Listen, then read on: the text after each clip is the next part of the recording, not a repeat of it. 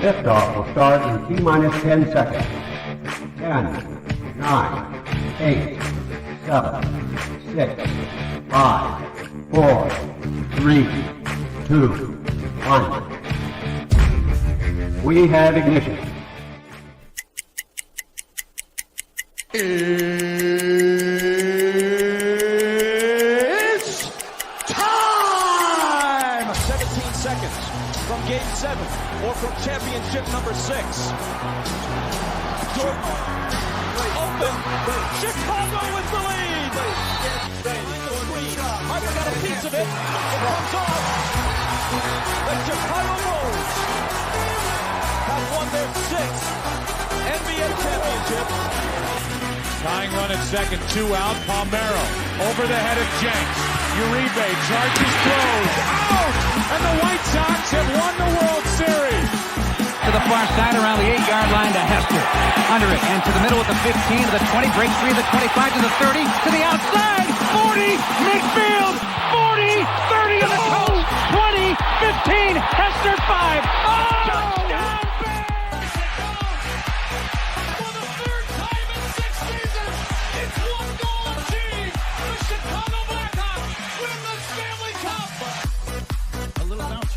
Toward Bryant. He will glove it toward Rizzo. It's in time. And the Chicago Cubs win the World Series.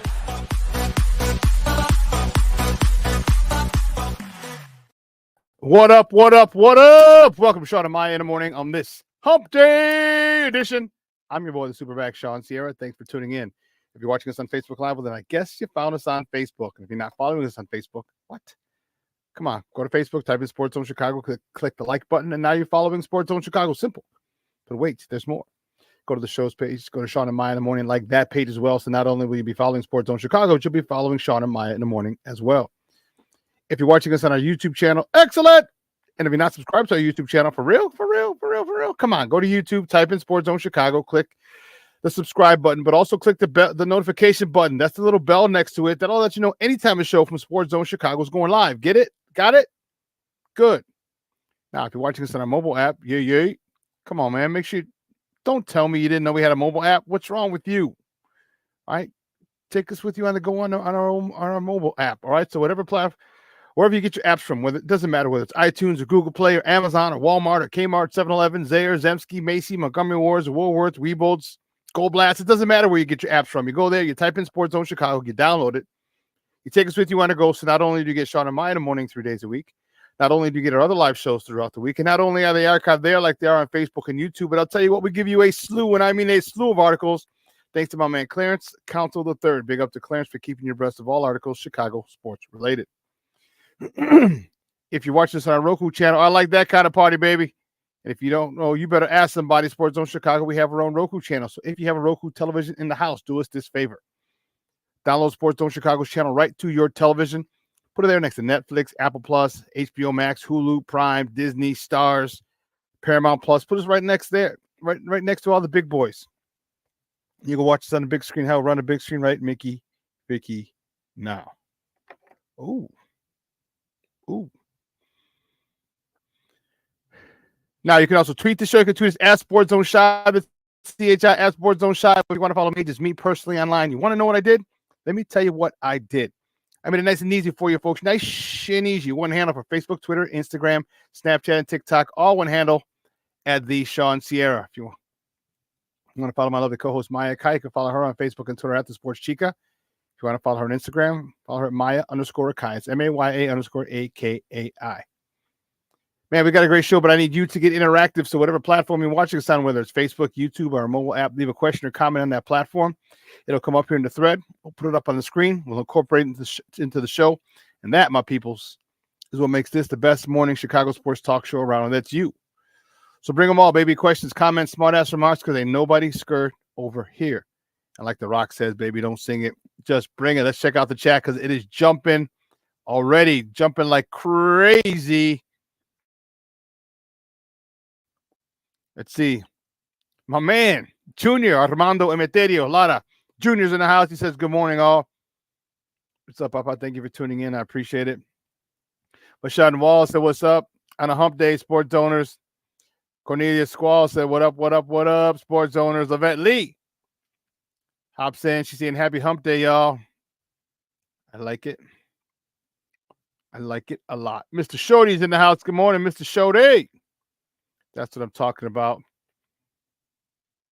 Listen, I don't know a lot about a lot, but I do know this. More of the usual suspects will chime in as the show goes on.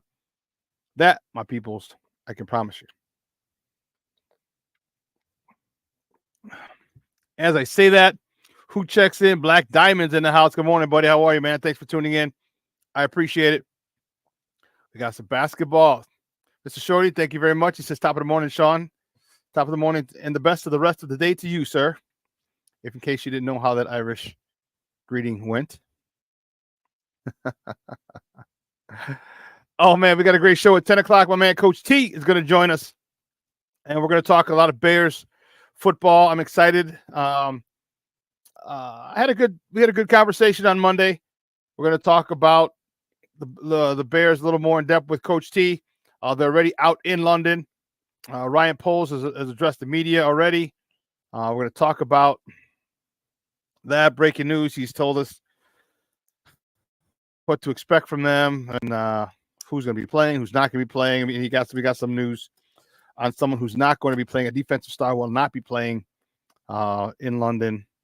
So kind of a bummer, but hey, what are you going to do? It is a rough sport. It is a violent sport. Whoever coined the phrase football is a contact sport was greatly incorrect. They are wrong big time. Football is not a contact sport. Basketball is a contact sport. All right, football is a collision sport. Big difference. Big difference.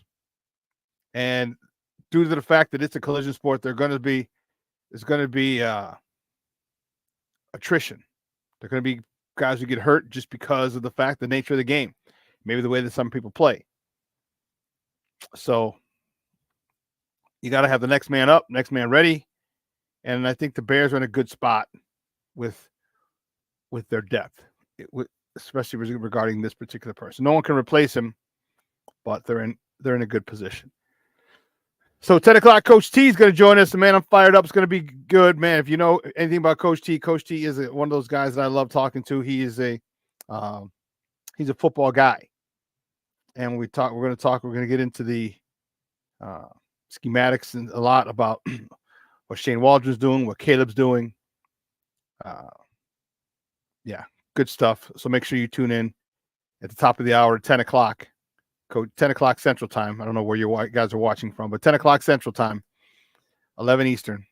Coach T is going to join your boy, and we're going to talk Bears. But anyway, guys, you know how we do. Let's get right to it. That's not why we got to play games. Let's get right to it. You know how we do the first segment of every show. It's called Top of the Morning. It won't come just when you want it.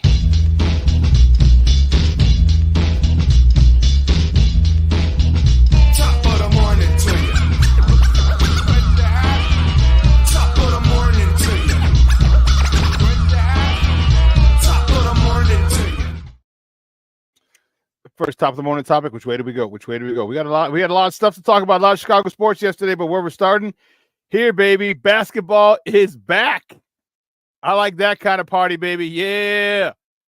And it was with a dub. We started off with the dub. I like it.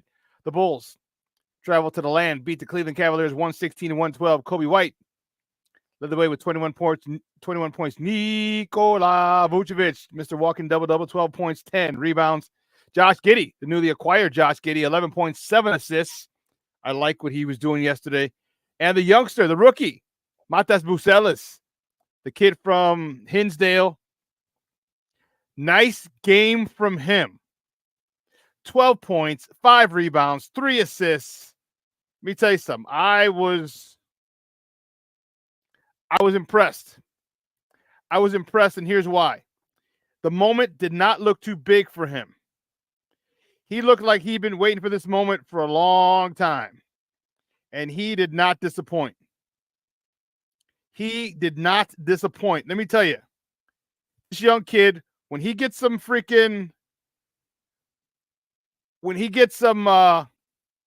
meat on his bones, watch out. Watch out. If you saw that game yesterday, there was one point where he was going to the hole. He was about to flush it, and he just lost control. And I was like, oh, snap. He's going to flush that sucker. And then there's another point. They got a break a steal. They tossed it up to him. He cocked it back and rocked that rim. And was he 19 years old? This kid is good. This kid is good. Just need to get some meat on his bones. And let me tell you, this kid, he could be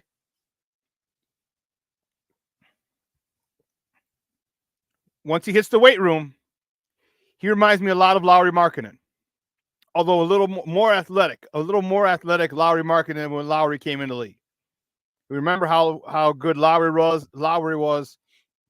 And then every year you saw him getting bigger and stronger. He kept getting hurt. And that was the issue. That was the issue with Lauri Markkanen here. He got hurt. They didn't develop him properly. And now he's an all-star in Utah. Man. Shawn said, Plank is in the house. Good morning, Papa. Thank you for tuning in. I appreciate it. But Shawn says this kid is a freak of nature. Yeah, he is. He's got crazy handles. And, man, this kid, the Bulls might have got themselves one. I think those were Stacey's exact words last night. The Bulls got them one. This kid is young. He's talented. He's got a little bit of edge, got a little moxie, a little attitude toward him. And I like it. Not cocky by any stretch. Confident in his abilities. Confident in his belief in himself. I like it. I like it a lot. The next top of the morning topic, speaking of Lauri Markkanen, he was in the house yesterday as the Blackhawks opened up their season with a 5-2 loss in the inaugural game for the Utah Hockey Club. What? Yes, it is the Arizona Coyotes franchise that was relocated to Utah, to Salt Lake City, and Lauri Markkanen brought out the first puck. You know, he's Finnish, and all 6'7", 6'8" of him yesterday was brought out the puck for puck drop. Man, he was skating on them. It was on them ice skates like he was 5'11", 6 feet. He was, man, smooth. But I mean, you grew up in Finland, you're going to be playing hockey, I would imagine. But unfortunately, our boys couldn't get it done. They opened the season with the L. They fall to the Utah Hockey Club. Peter Mrazek stopped 24 of 25 shots. Taro Tavo. I was trying to say his first and last name together. Teuvo Teravainen. He scored the first goal for the Hawks. Captain Nick Foligno scored the second goal. Connor Bedard assisted on both of those goals. Seth Jones had an assist, and Peter Vlasic had another assist in the 5-2 loss. It was historic. Okay, it was historic. I guess the answer to the trivia question will be who scored the first goal in Utah history, and it was Dylan Guenther. Scored the first goal in the first period. They did it up right, man. They did it up right. They really had it was red carpet. It was on ESPN. They really did it up for this franchise. They had one of the owners of the franchise out there, brought his family out, and he was talking. He said, he said, Utah has something now. All right. He goes, they got tons. He goes, 7 million people come there, go skiing. He said, so he'd love to get a couple of them off the mountain and into their new arena. Where did they play? That's a good question. Is it the Delta Center?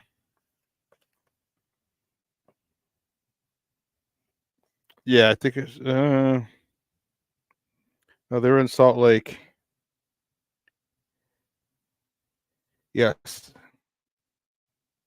They did play in the Delta Center. Yeah. So it was great to see. Unfortunately, our boys could not come out with the dub.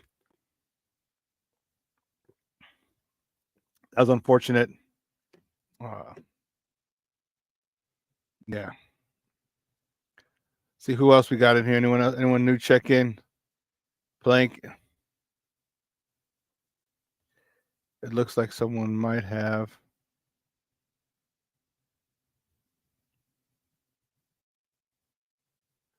I didn't see him. Maybe someone said salute to King Booker World, but I didn't see King Booker World check in yet. He'll check in eventually. I presume he always does. He checks in. He's a regular. He's one of the faithful ones. But anyway, yeah, Blackhawks fall 5-2, and that hurts. The Blackhawks they play Friday at Winnipeg. Puck drop is at 7:00 Central Time. You can catch that game on Chicago Sports Network or listen to it on the flagship 7:20 a.m. Excuse me. Yesterday was the first Hawks broadcast for the new channel. It looked pretty good. It looked pretty good.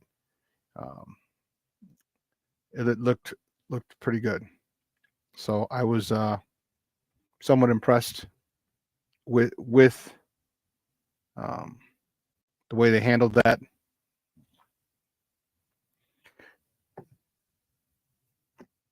The new channels, it's very similar. You know, they have their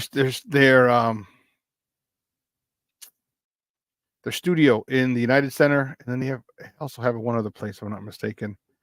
And it makes sense.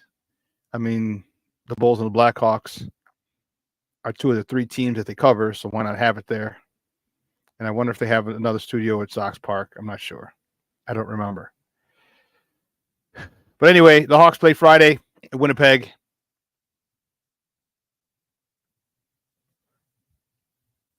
Great news.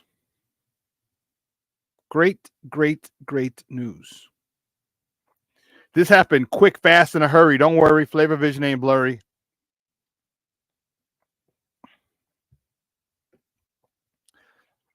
This happened. This is on time and on budget. Next top of the morning topic, the sky. Please excuse me while I kiss the sky. The sky break ground today on their $38 million state-of-the-art facility in Bedford Park today at 9:30.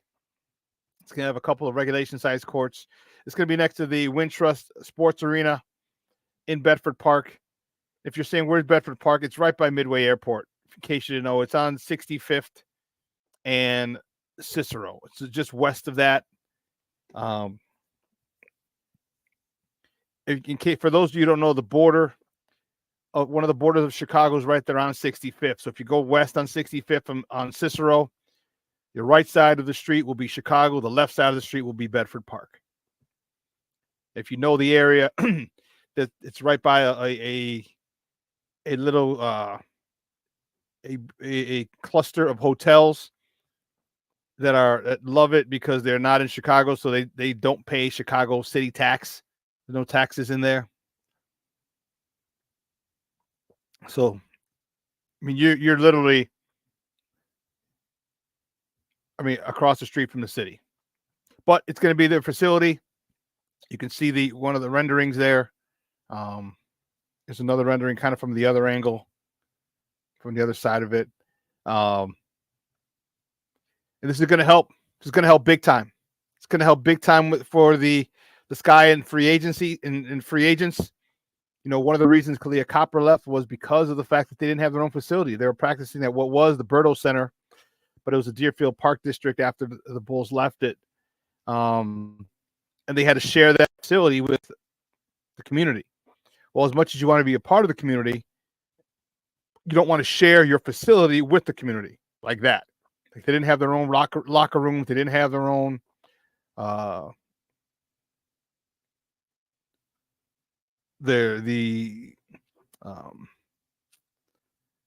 the medical center, but the training room.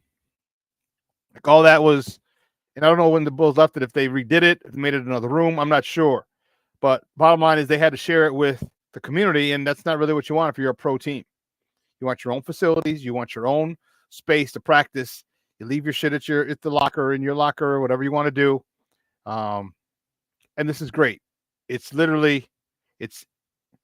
technically it's not in the city. It's across the street from the city. But nonetheless, I think it's a great thing for the Chicago Sky. They're stepping up. Look, we're the third largest market in the country, and we didn't have a facility for these girls. All right, the New York Liberty had one. Phoenix had one. Connecticut had one. I want to say LA had one. And we didn't have one. And I think this is going to be huge, as I said, to attract free agents. Because how the hell can you not like Chicago? Chicago's the best city in the world, especially in the summer. Especially in the summer. So it's going to be a destination spot with Angel Reese, Kennedy Carter, Camila Cardoso. This is going to be, I'm very proud. It took them, they found their spot and they went to work. They didn't. You're a damn fool. You're coming in on 10. Salute. King Book of World says salute, chat. And Shawn. And King Book of World writes, I promise I won't send a dozen roses to Camilla at that location.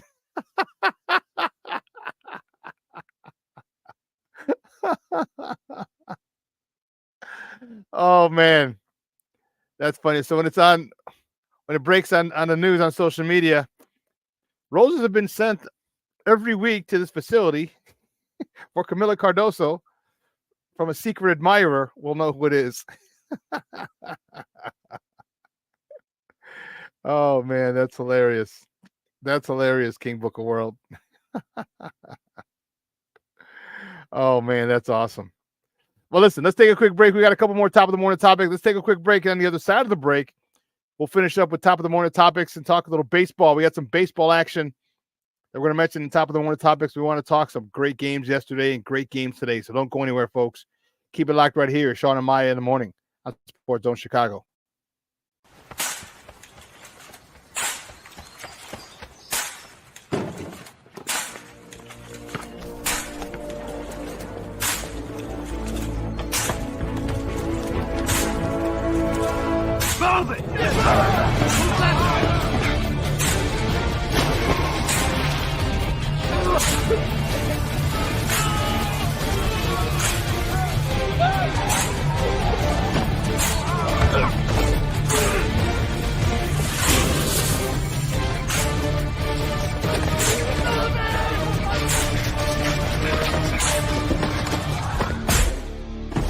Many will hear the calling.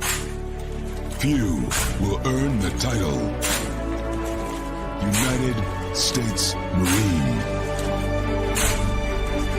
The few, the proud, the Marines.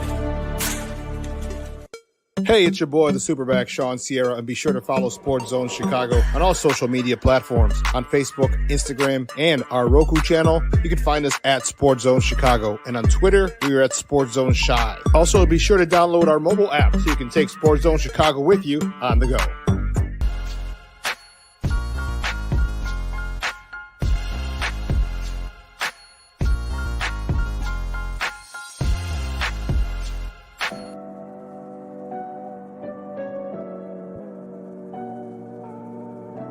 How do you take care of your mind health?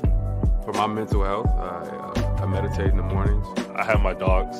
They're the best. I just find ways that help me just relax. Finding things that make me happy, like being close to my family. I meditate a lot and read books. I have hobbies outside of the game. I'm able to switch off. I'm able to turn my brain off from the game of basketball. Your mind health matters. Your mind health matters. We are looking for a few heroes, mentors, trailblazers, innovators, a passion to change lives, spark curiosity, open hearts, and awaken minds, help students answer the question, who am I? This could be your calling, but this is no job. It's the journey of a lifetime. Be a hero. Be a teacher. Mental health and learning disorders don't discriminate. 17 million children and adolescents in the United States live with disorders like anxiety, depression, ADHD, and dyslexia. Less than half get the help they need to thrive. Help the Child Mind Institute change these children's lives. Visit childmind.org.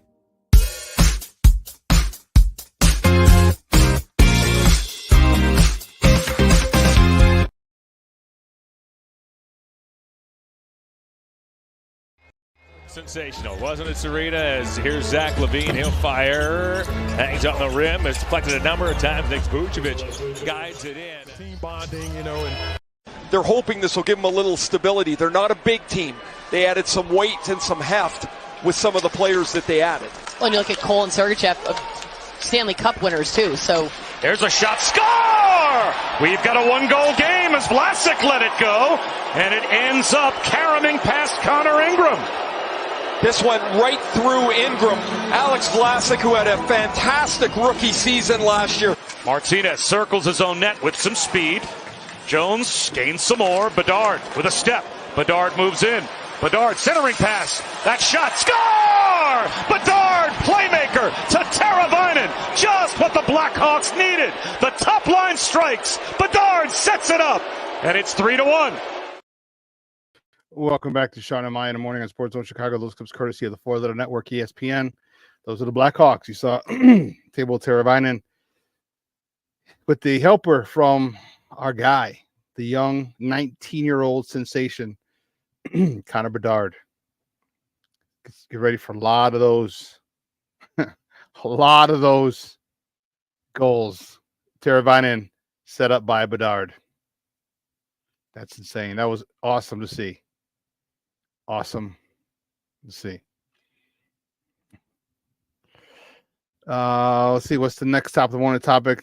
Next top of the morning topic, the Chicago Fire will hire former U.S. men's national soccer team coach Greg Berhalter. He's going to be their coach and director of football for the organization. The current coach, Frank Kloppis, will become the vice president of football. And it's a big step. All right. Here's why.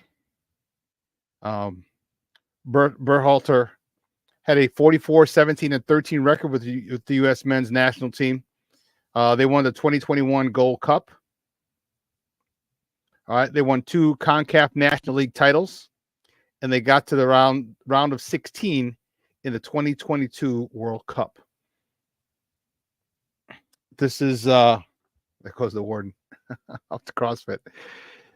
This is a guy with a resume and a very accomplished and respected coach in the soccer world.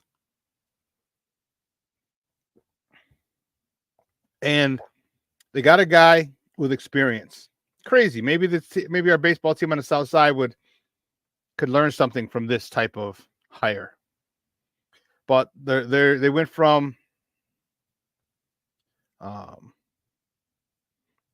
Frank Kloppis to Greg Berhalter. Okay, good stuff on the part of the Chicago Fire.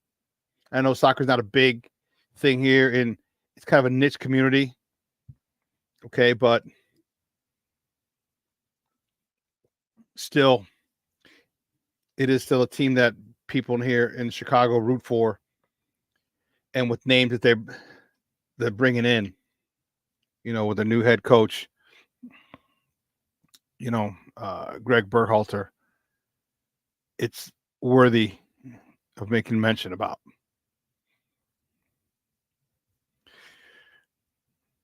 Next top of the morning topic, Major League Baseball. All 4 series will be in action tonight. In the divisional series, both series in the American League, both series in the National League will be in action tonight. Had some good games last night. Wow.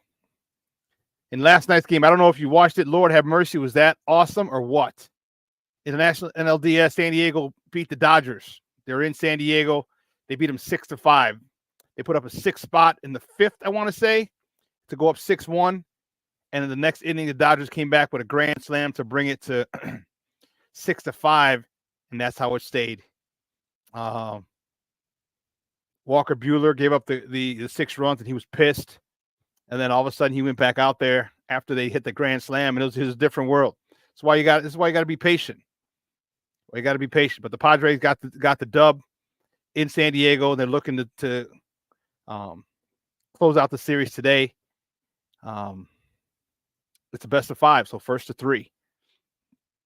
So San Diego want to have they're in San Diego again.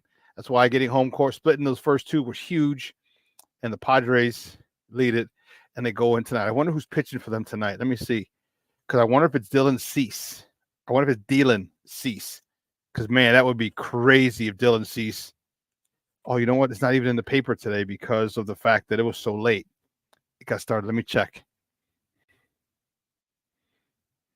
See who's in the probables for tonight, because I definitely want to see who's pitching for. Yeah.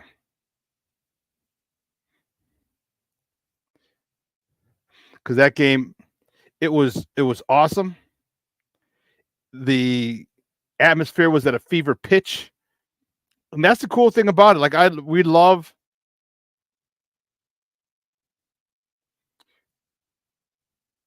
It is tonight. LA's TBA. They don't know who's pitching for the Dodgers, but if you saw, Michael Kopech was in. Former White Sox was in yesterday. He had a nice outing. Let me double check and see what he did. I remember he didn't give up much. Yeah. 5, 6. Yeah, so he was in. He pitched the 8th inning. A clean inning. 1 inning, no hits, no runs, no walks, 2 punch outs in that inning. Michael Kopech. This is the guy that we had a lot of problems here. Had personal problems, had developmental problems, had Tommy John problems. All right. He threw 19 pitches in that inning. 14 of them were strikes. Yeah, 14 of them were strikes. So today, again, undecided for the Dodgers. That's a TBA. To be announced later. Going up against Dylan Cease. Whew. I'm telling you, Dylan Cease he loves the White Sox more than anything. Thank you so much for trading me to the San Diego Padres to get to pitch in the postseason and to pitch against, in the National League Divisional Series in a game clinching potential game clinching game. This is what pitchers want. This is the moment that if you're starting pitcher, you want to be able to get the ball. You want to be on the bump for the game clinching game. The series clinching game, not game clinching. It's the series clinching game. You want to be on the bump. You want that ball. You want to be able to dominate. And Dylan Cease, I know he's got a 13.5 ERA just for the playoffs. But that's because he only pitched 3 1/3. Probably got rocked the last time. But that's okay. That's okay. Big time, big time, big time. And the other game that's happening, the Mets. That happened last night. The Mets beat the Phillies 7-2. New York now leads that series 2-1. Postseason is just exciting. The postseason is just exciting. And here's the crazy part is that we, Cub fans, the Sox fans, we were in the postseason a couple years ago in 21. And look how far we've fallen. That's for starters. But nonetheless, we understand how exciting it is, the pressure that mounts with every pitch, the things I talked about on Monday. Cub fans, you remember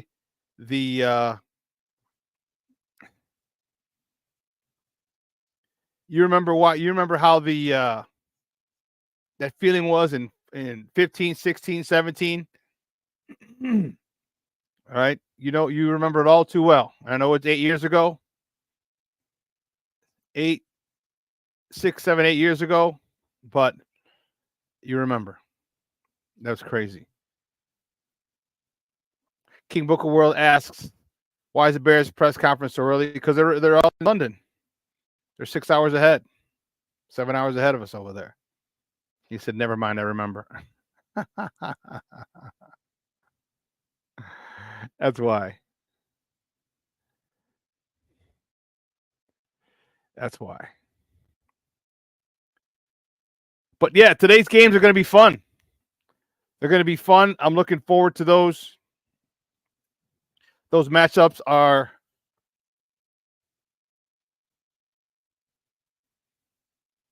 those matchups, a couple of those games are to decide the series. Remember, it's a 5-game series in the divisional round, 7 in the championship round. All right, so at 2 o'clock. All right, the Guardians are at Detroit. Game 3. The series is tied at 1-1. 4 o'clock. That game's on TBS. 4 o'clock. You got the Phillies at the Mets. Remember, the Mets are up 2-1. That's on Fox Sports 1. And tonight at 6, the Yankees at the Royals. The Yankees are up. I mean, that series was tied 1-1. That's game 3. That game is on TBS as well. And then at 8 o'clock tonight, the Dodgers are at the Padres. All right, the Padres looking to close it out. That game's on Fox Sports 1.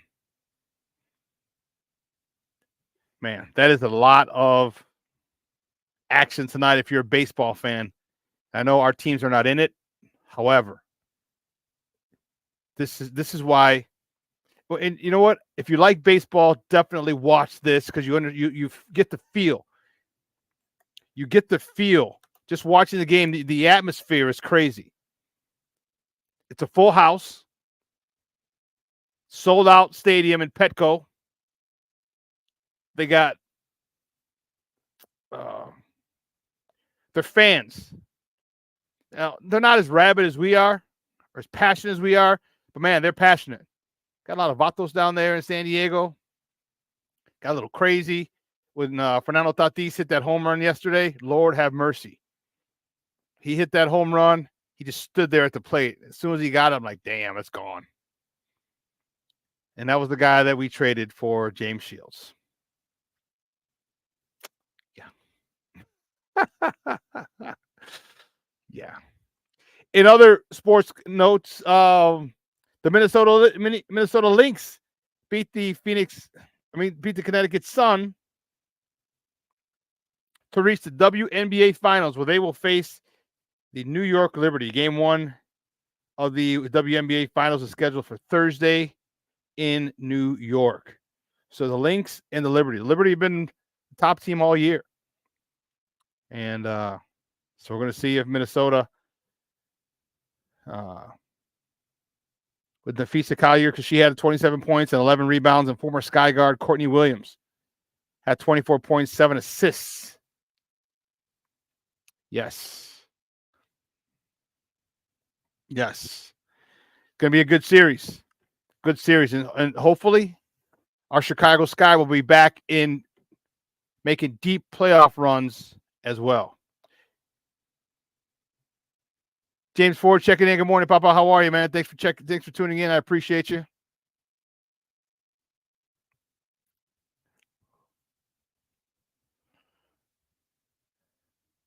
So with tonight's games, there's also a college football game tonight.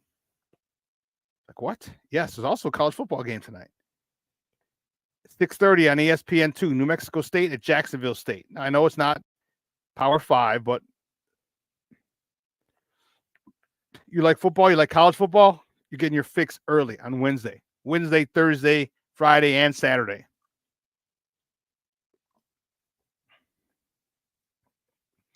I think college football is saying, hey, we have enough fan base where we can start adding days. Like the NFL said, fuck it. NFL owns Sunday, Monday, Thursday. NFL has some games on Saturday and later in the season. They're like, you know what? Try and stop us. Thanksgiving, yeah, that's ours. Christmas, NBA, we got a triple header. So I think college football is trying to do the same thing. Like, hey, you got teams, you have fan bases, and there's a lot more. I shouldn't say a lot more. There's a huge following of college football. And it could be your school, it could just be college football in general, but there's a huge following, and it's easy to see why they decided to do that. Easy to see.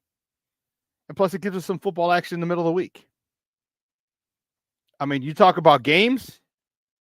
Man, we got games, Papa. We got games. All right, tonight, just look at on the air TV. We got the 4 baseball games starting in the afternoon. NBA basketball preseason is going on. Rockets at Thunder, 7 o'clock on the NBA Network. 9:30, Warriors at Kings. You got the college football. You got hockey on TNT at 6:30 and 9. All right, we got some games, baby. We got some games. We got a lot of sports. A lot of sports. And man, Saturday, Bulls, Blackhawks, Red Stars. Wow. It's a good time. It's a good time. Yeah, you're right, King Booker World. The NFL had games on Friday this year. The Brazil game. Yep. They don't give a damn. You don't give a damn. I don't give a what? You don't give a damn. I don't give a what? It's a shorty about the locals forever, Holmes. What's up, Holmes?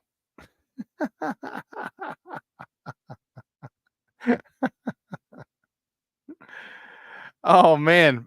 But if you got to see the Bulls game last night, I was kind of fired up about it.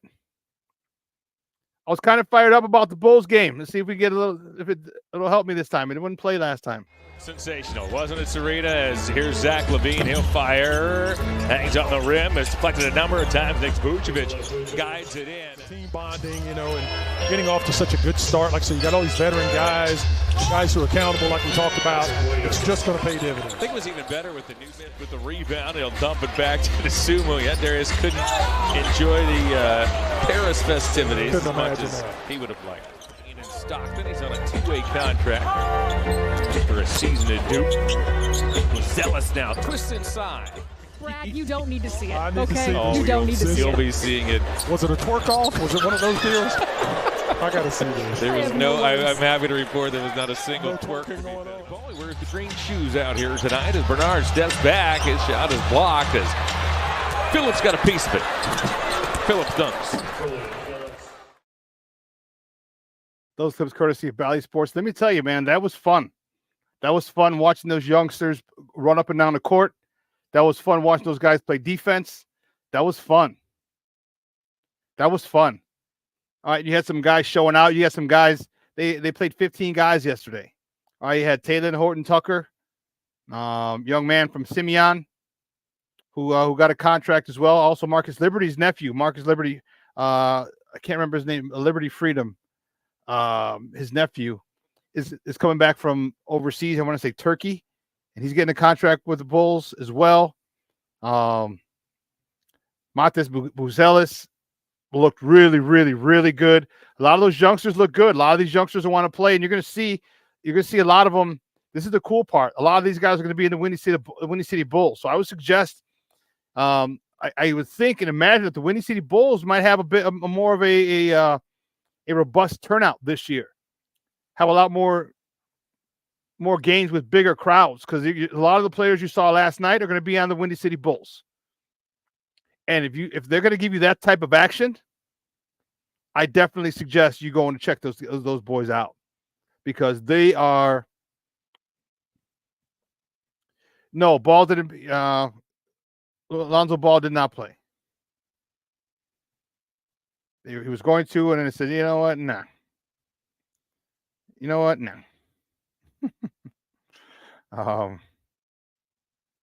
Yeah, he was a scratch, and it's understandable. Yeah, he was the DMP coach's decision. These are some of the guys. You know who I liked yesterday? Played 19 minutes.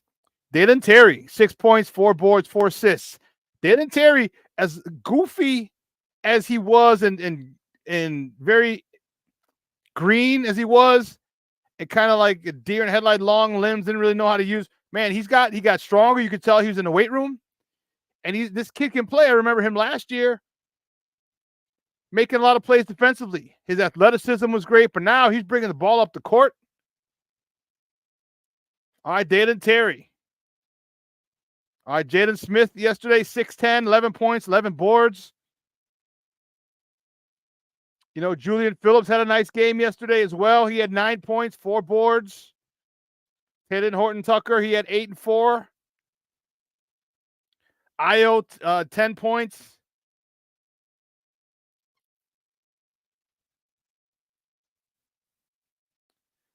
Sanogo, no, he played yesterday. He didn't play much because I remember seeing him on the court. I'm like, I remember that name.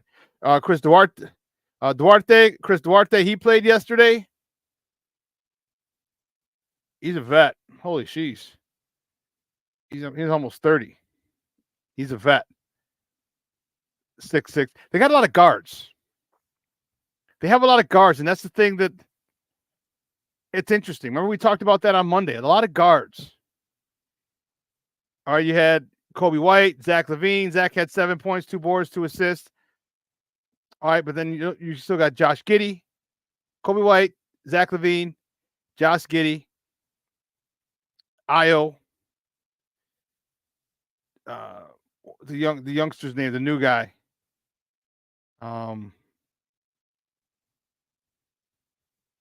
What's his name? Stewart. We got a lot. Lonzo Ball. There's a lot. Javon Carter. All these guards that we have, it's kind of guard heavy. So I don't know how that's going to fit in the rotation. All right, because you just can't have too many guards. They're not like 6'9", 6'8", 6'9". We need some more size, I want to say. But we'll see. We'll see. A big win for the Bulls last night. I was fired up. You see, that's why I'm wearing my Bulls hat today. My Chicago shirt today. All the good teams. I got the Bears, the Bulls, the Hawks, the Sox. You know how I feel. Cuck the Fubs. To all my scrub fans. But anyway, that was a good game. Good game yesterday. The athleticism is what really, really got me excited about this team. They said those youngsters that were playing and trying to make the squad, most of them are going to be down with the Windy City Bulls. But man, that gives me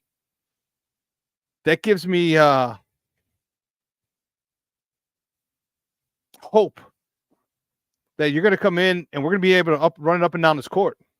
Now we need a shot blocker. We need an athletic shot blocker. Someone like what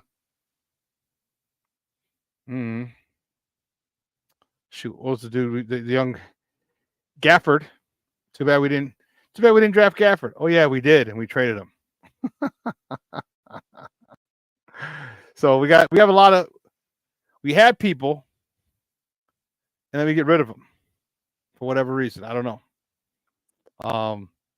But we have a lot of talent. We have a lot of youth. We have a lot of athleticism, and that's what gets me excited a little bit about this Bulls. I'm actually probably going to head to the game. A buddy of mine's having an outing, so I'm going to head to the game in November. A game in November. Probably hit a couple of Bulls games this year. I love Bulls games. The atmosphere is great. Remember, I told you.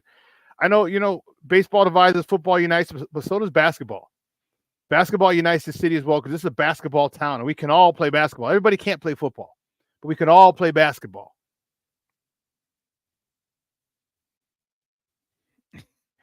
We have a lot of ute. What's a ute? Oh, youths. But anyway, listen, we're going to switch gears. We're going to take a quick break. And on the other side of the break, we're going to welcome my man. My man's in them. Coach T's on the other side of the break, and we're going to talk Bears football. We're going to talk Caleb, his growth, his progression, his development. We're going to talk Shane Waldron, his development, his adaptation. And all good thing Bears on the other side of the break with Coach T. So don't go anywhere, folks. Keep it locked right here. Shawn and Maya in the morning on Sports Zone Chicago. Hey, it's your boy, the SuperBack, Shawn Sierra, and be sure to follow Sports Zone Chicago on all social media platforms, on Facebook, Instagram, and our Roku channel. You can find us at Sports Zone Chicago, and on Twitter, we are at Sports Zone Shy. Also, be sure to download our mobile app so you can take Sports Zone Chicago with you on the go. Time out. How are you feeling right now? Happy? Excited? Angry? Overwhelmed? One of the best things you can do for your mind health is to name what you're feeling. It can sharpen your awareness and help you talk about your feelings with someone you trust.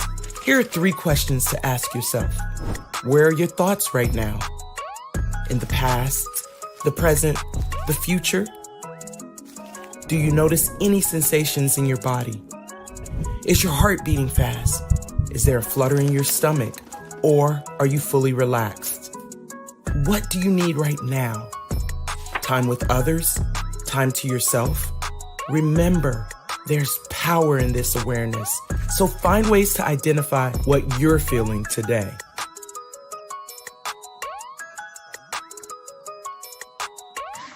Hi, guys. Hey. Hi, Megan. Hey, Jessica. Megan, you're a tramp. Ryan Fitch told me you guys made out. Everybody knows. He said your breath smells like garbage.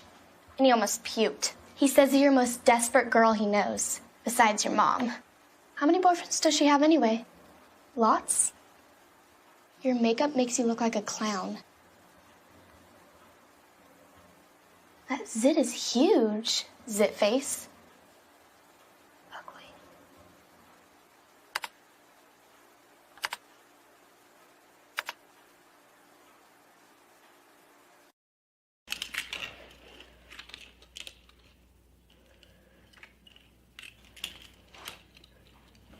Hey, bud, what you doing? I'm playing with cars. Cars? Can you show me what a car does?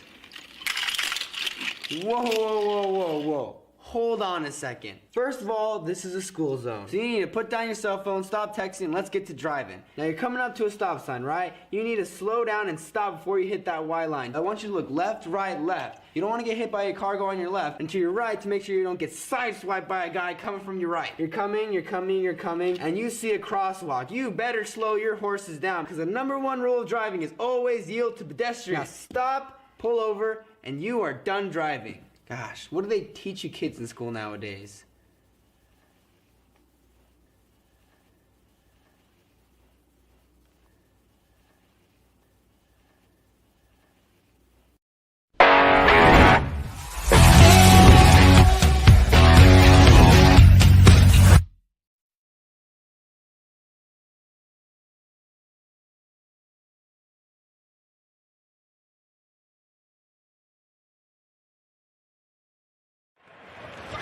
Second down and 6. Williams play fake.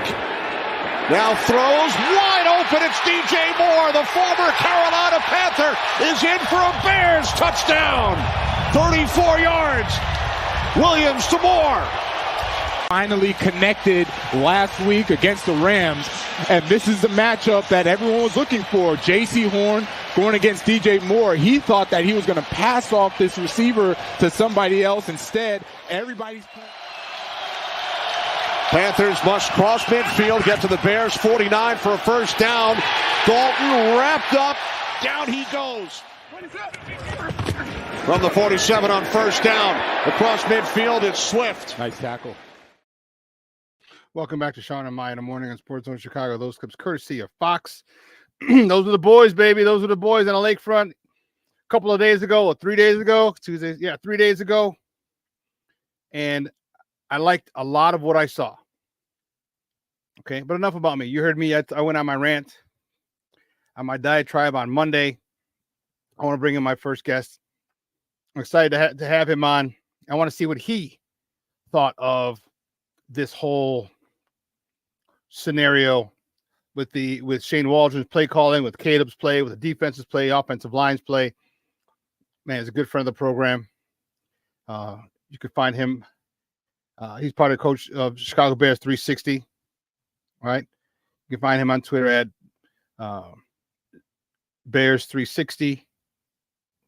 Bears 360 _Coach T. Guys, it's welcome back to Shawn and Maya, Coach T. Coach T, what's up, buddy? How are you?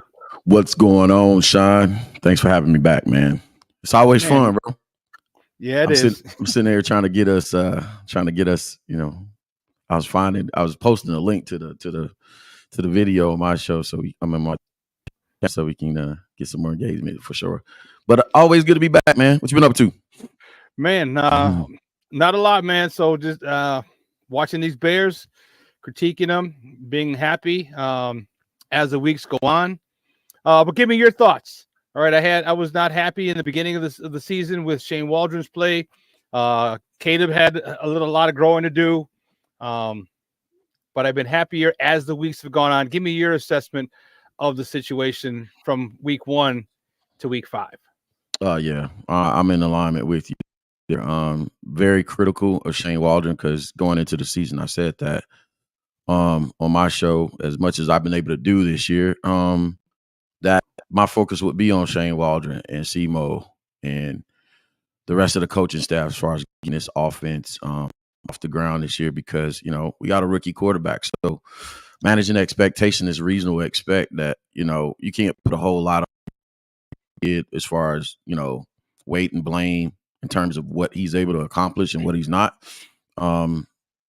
So, I mean, it's only fair. But the people that are veterans in this situation is the offensive coordinator, you know what I'm saying, the O-line coach, running game coordinator. Let's not forget that. He got promoted when everybody else got fired from last season. And Coach Dre, who's there as a tight ends coach / tackles coach, right? People that remained in place.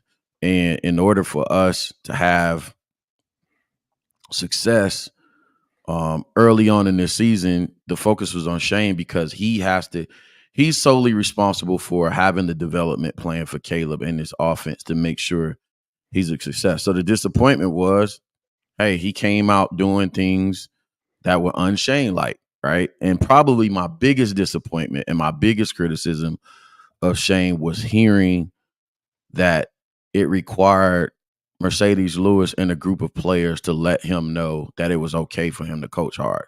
Like that right there hit me in a real personal space, right? Because you're one of 32 NFL coordinators. And I want your audience to think about this because when people like myself, Shawn, and others, right, criticize NFL coordinators and coaches, right? A lot of the pushback is, well, he's an NFL coordinator. You know what I'm saying? He's an NFL coordinator. Obviously, he knows better than you or more than you because he's an NFL coordinator. But let me tell you something about leadership. Let me tell you something about people skills, what they call soft skills in the corporate spaces, right? Coaching. The one thing that we shouldn't have to tell a coach at any level is it's okay to do your job, meaning hold the players accountable to doing their jobs or what they're responsible for doing. That hits at the very core of coaching.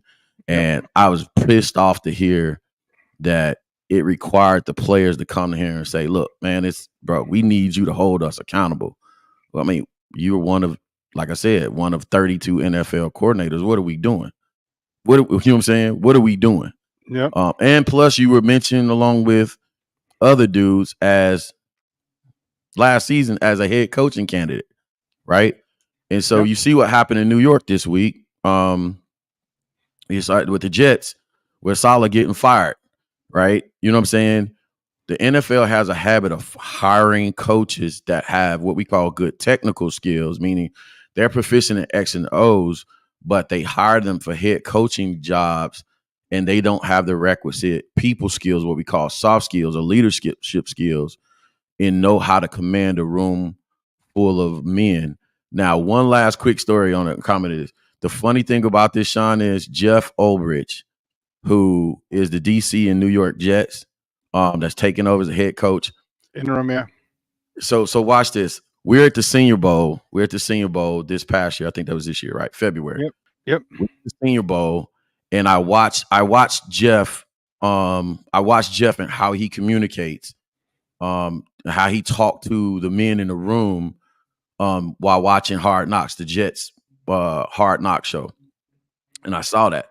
So I'm down in the lobby of the hotel at Senior Bowl, and I saw Jeff. I ran into Jeff at the lobby, and something said, you know what I'm saying, go talk to him. Because as a former Marine, you know who got it. Like, you know who got the you know who knows how to step in the room, who has what we call command presence. Command of a room, yeah. In the room. So after seeing Jeff, I said, man, I'm going to go talk to him. And I pulled Jeff to the side. I said, hey, Jeff, can I talk to you for a second? Coach, you know how we talk. I said, hey, Coach, for a second? He said, yeah. I said, listen, you don't know me. You don't know me from Adam, Coach T. I cover the Chicago Bears, but I got to tell this to you. I got to say this to you. I said, man, I really appreciate how you speak to men. I said, as a former Marine, I can tell who has it. And I said, it won't be long before you get your shot. I didn't know it was going to be this year and taking over, but I told him that at the Senior Bowl this February. And I wish I would have got his number, because so many people down at the Senior Bowl, I did get their number, but I didn't, you know what I'm saying? I was, you nervous. You don't want to feel weird talking to somebody. Right. And I didn't want to feel like I was imposing, but I wish I would. Number, buddy. Yeah. That would feel like weird. For a situation like that, you kind of wait for them to offer, hey, man, take my number. Like Kerry Joseph was like, hey, man, take my number. Or reach out to me anytime you want and we can talk. Exactly. You got questions about something, Coach, reach out to me, we can talk. So, I mean, he didn't offer, but I didn't ask. But I wish I would have, because I would have been like, man, I would have texted him and be like, hey, when we had that conversation, you in there, you know what I'm saying? But taking it back to Shane, you know what I'm saying? That's the difference. The difference between that's a head coaching candidate. Now watch how Jeff does. I don't know who he's going to hire to take over DC, or if he's going to remain a DC.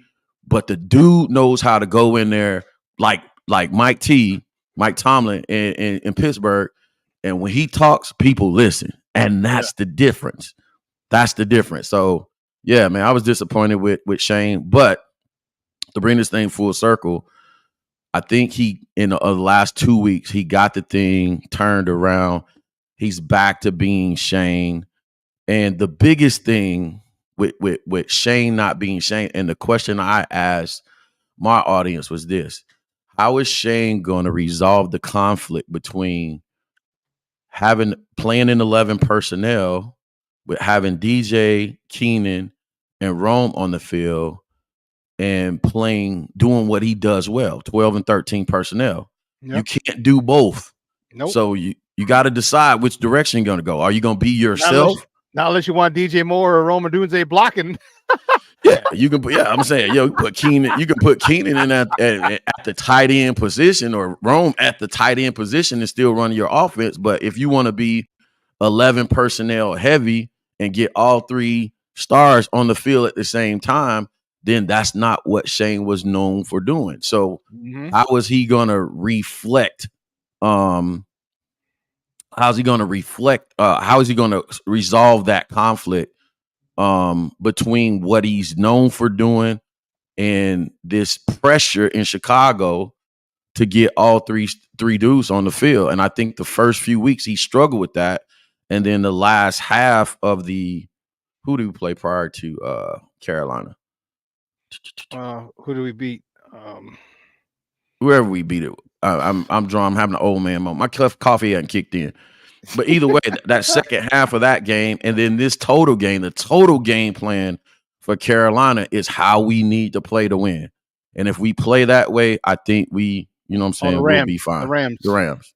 There you go. So the second half of the Rams game, and then the full game plan for Carolina, I thought is what we need to get, you know what I'm saying, get done. And I think if he goes into it with that strategy going into the rest of the remaining games, because we play, I think I tweeted, we play the 30th, 22nd.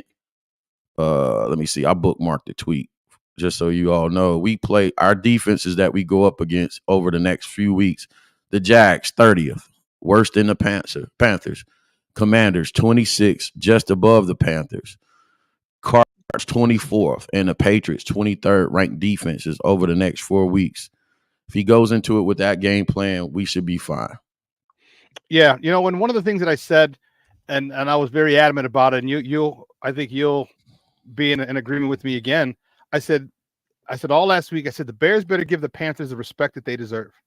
I said, if you go into this game and give them the respect that they deserve, I said, you're going to blow them out.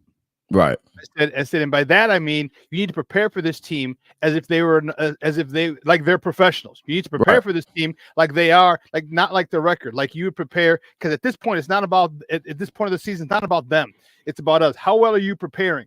How well are you watching film? How well are you practicing? How hard are you practicing in practice? How many questions are you asking during film? How many of these things are you doing that you would do in a regular game with a team that you're not much more superior than? How much are those things are you doing with a team that you're far superior than? Because if you keep that same work ethic and you keep that same respect that they're professionals too, you got multimillionaires over there too, you got all pros over there too, you got Pro Bowlers over there too. But if you give them the same respect, the talent level from our team to their team is vastly different. Ours is much greater. And I was a little worried when they went down in that their second series and scored.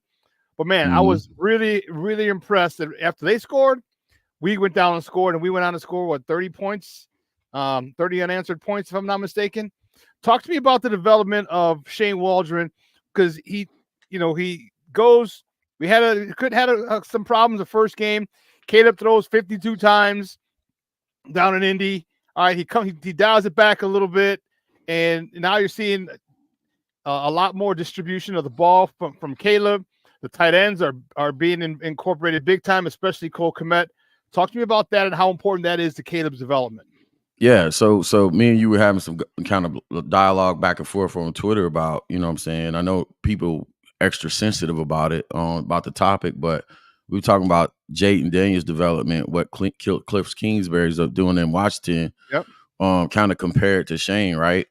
And, you know, as I look at the tape, right, you know, I kind of try to do my thing on my channel, extinguishing the conversation about, you know, it being a college offense that they're running in Washington. It's not. It's a simplified, intuitive offense is what they're running there, right? And Cliff built that offense off of the run concepts. Like their run concepts in Washington are already at 303 level. I mean, he's running counter, he's running bash, he's running duo. I seen him even run a counter blocking scheme, a GT counter blocking scheme with the guard and tackle. And instead of actually running the running back behind it and going with the pull, he ran bash in the backfield the opposite way. Like he said, ignore the blocking scheme. We're just going to run a lead bash the opposite way. I was like, holy shit, that's next level. I'm still in that. We might put that in this week. You know what I'm saying? Like it's at 303 level already. And what he's doing off of the running game is just asking Jaden to make simple throws off the running game. So say we just talked about GT counter. So if I go GT counter and it's working, then I'll go fake GT counter, quick pass out to the flats. Mm-hmm. And he's only doing it 20, 25 times a game, but it's so efficient that it's getting them the numbers. As opposed to what Shane was doing the first few weeks. Shane was just lining up and he was running some run plays and running some pass plays and saying, I hope we win. Like it wasn't orchestrated. It wasn't a script. He wasn't telling a story. He wasn't setting things up. So that's how you get yourself in a situation where you have 52 throws, right? Versus, you know what I'm saying? It's not balanced. It's 52 throws. There has to be, and y'all hear Eberflus say this all the time. We have to marry the run game with the pass game. But that's what that is. If I go counter, then I go fake counter and some pass off the counter, not just putting us in 3rd and 8, 3rd and 9 and saying wide receivers win versus their defensive coverage and Caleb make a great throw every play. Yeah, but that all has to do with the run game. That has to do if you don't run the ball, you're not going. And that was part of the issue.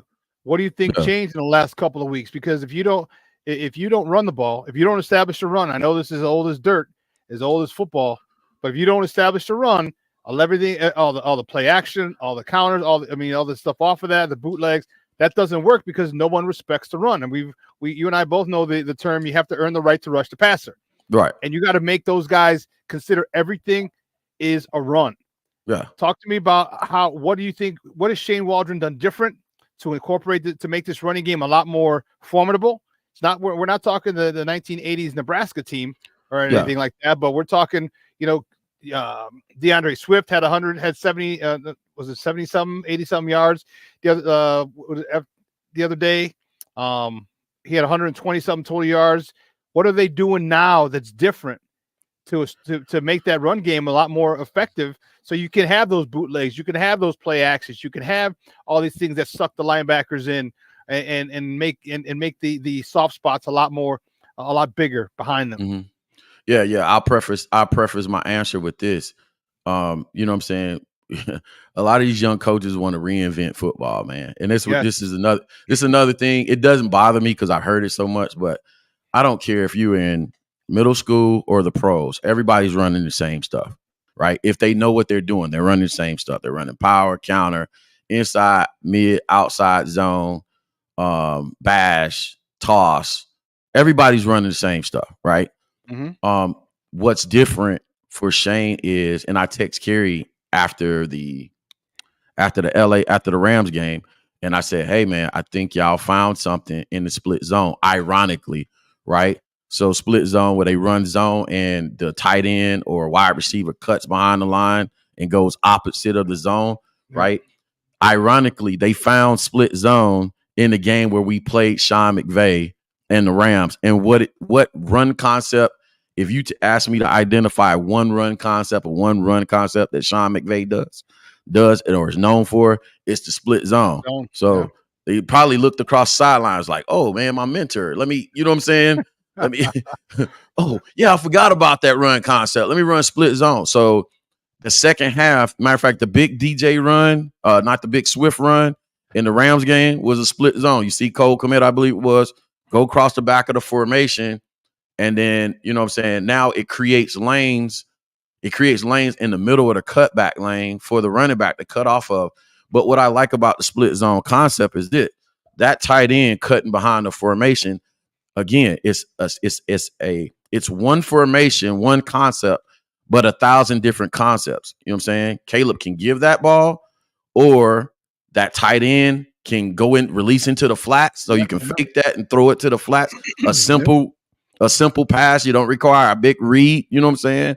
You can run multiple flood concepts off of that. So there's a million things you can do out of that one look that gives you an identity. So, you know, when I hit Kerry, I was like, hey, I think you found something. The emphasis is there is, bro, if that's what's working for you, and that's what I believe you have to do as offensive football team. Don't come out there and be like, hey, man, yeah, I got a quarterback with a dynamic arm and we just going to sling all over the field. You got to come out there and say, what do we do well up front? Is it bash? Is it counter? Is it power? Is it split zone, mid zone, outside zone? What is it? What is it that my guys can block? And then I build my offense off of that. You know what I'm saying? And then week to week, you add stuff. You know what I'm saying? Yeah, you add stuff week to week. Like we're doing right now. Every week, I tell the kids, I say, don't get sick. Don't come up, don't hang out with your girlfriend. Because if you miss practice and I install something and you're not here, you're not going to play, because we add stuff week to week. So that's what they should be doing week to week, evolving this offense into what it's going to be by week 17 and 18. That's how you build your library. That's how you build your playbook as you go. We call it progressive overload or progressive upload. Guys, we're joined by Coach T from Chicago Bears 360, talking Chicago Bears football here on Shawn and Maya in the morning on Sports Zone Chicago. And my man, Mr. Shorty, says, well said, Coach T. And I agree. And that's the thing, is you got to find out what you're good at and build everything off that. That's your foundation. Yeah. If you're an outside zone team, an inside zone team, if you're, you know what I mean, whatever you, and it's best to base it off the run. You do it when you do it that way, because we can run inside zone. Like one of the guys when I was at Curie, he was one of the best offensive minds I've been around. I was the head coach, play caller, Tyson LeBlanc. Big shout out to Tyson, who's over at Oswego East doing this thing. Man, we every single formation, he'd add different formations, different bunches, different packages, different personnel groups. Every single one we could run inside zone out of. Every single one. We have motion, we have jet sweep, we have shifts. Everybody switch to one side. This guy come back, blah blah. All this salad dressing, and here we run inside zone right up the gut. And that's the one thing. And then he built a whole bunch of stuff off of those shifts, shift, trade, motion, and after all those things, then here comes a guy in a flat. Here comes a guy. Here comes a tight end pop. Here comes that corner. All right, when the safety comes down, here comes that corner route. And he built a whole bunch of different things. We would, like you said, we'd add stuff every week. We'd add stuff, and by the time we got to week 6 or 7, defensive coordinators, man, they have a fit.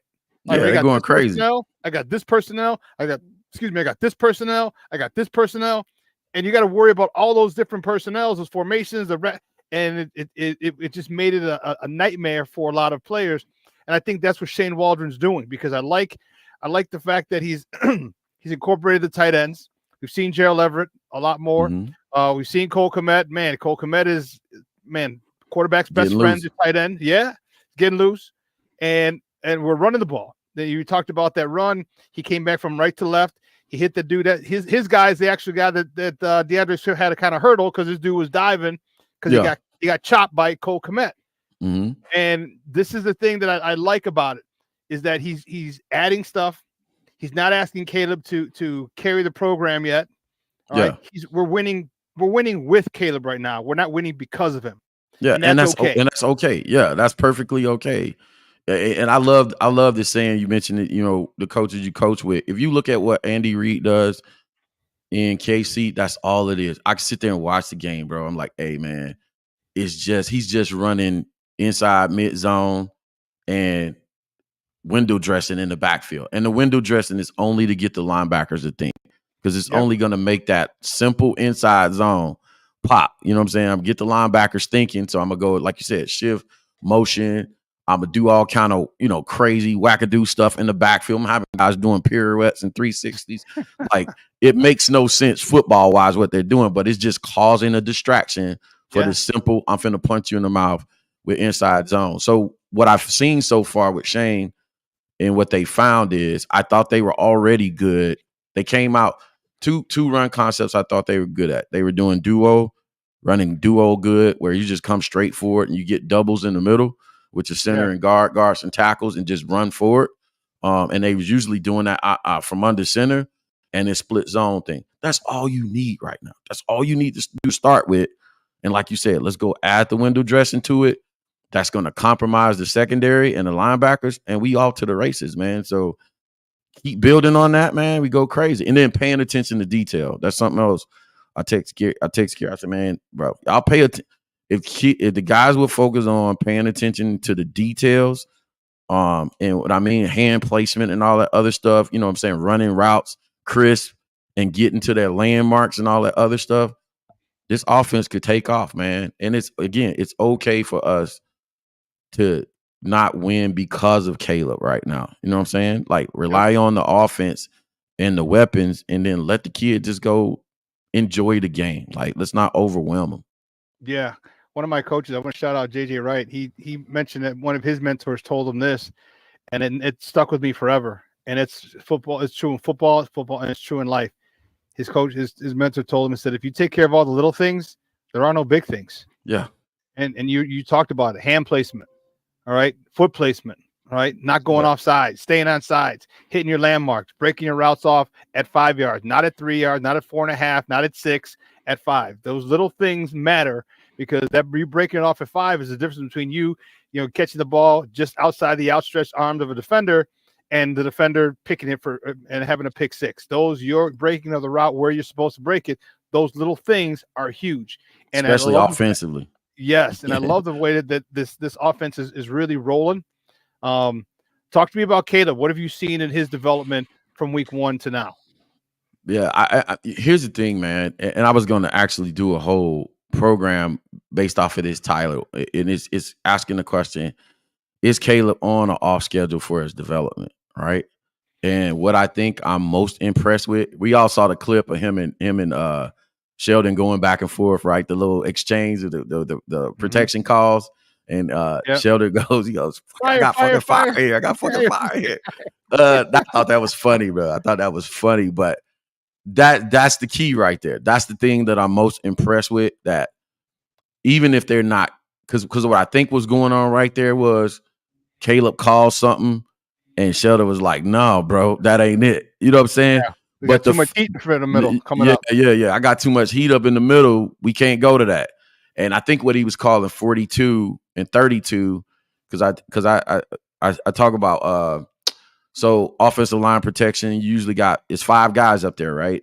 So 32, it might be 32 east or west, right? So usually when you go slide protection, you'll go 3 by 2, and you'll slide 3 to the numbers, and they zone blocking, and the 2 have to man up on the backside, right?